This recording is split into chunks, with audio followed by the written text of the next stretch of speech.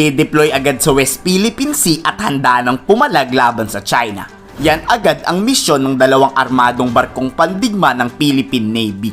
Kilalanin natin ang BRP Ladislao Diwa at BRP Valentin Diaz na nagmula sa Amerika.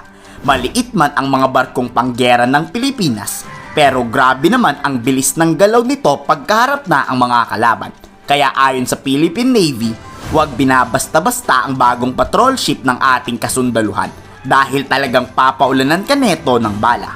Dito binigyan din ng Estados Unidos ang patuloy na suporta sa pagpapalakas ng puwersa ng hukbong pandigmang dagat ng Pilipinas. As the Philippines continues its courageous stand to uphold the international order and defend its rights in the West Philippine Sea, rest assured, the United States stands with you in this all-important endeavor.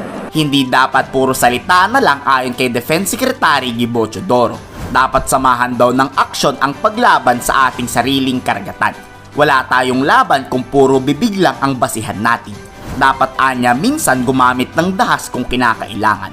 Kaya dapat mawakasan na ang pambubuling ito at ipakita sa China na hindi tayo natatakot lumaban sa kanila. Nangingibabaw po ang malalakas sa mahihina sa demokrasya. Kaya po ating gawin, sabayan ang pakikipag-usap batay sa isang prinsipyadong framework.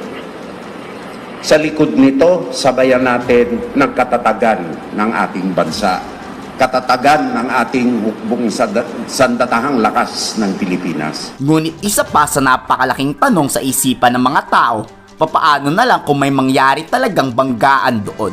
Posible ba itong pagmulan ng panibagong giyera? Sagot ng AFP dyan ay posible. Hindi daw malayong dito magsimula ang mas malaking gulo kung ipagpapatuloy ng Chinese Coast Guard ang kanilang pangaras sa atin. Kung hindi magbabago ang sitwasyon, probably magtatagal ang ganitong sitwasyon.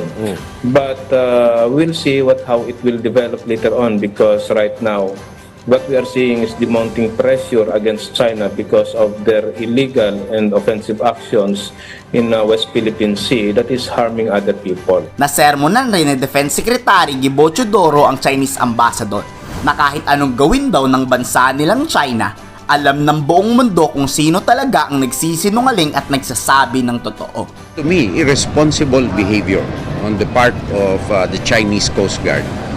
And I think that the world knows who is in the right here.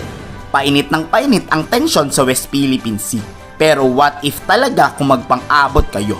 Ano sa tingin nyo ang susunod na galaw ng AFP? Ikomento sa baba ang inyong salog.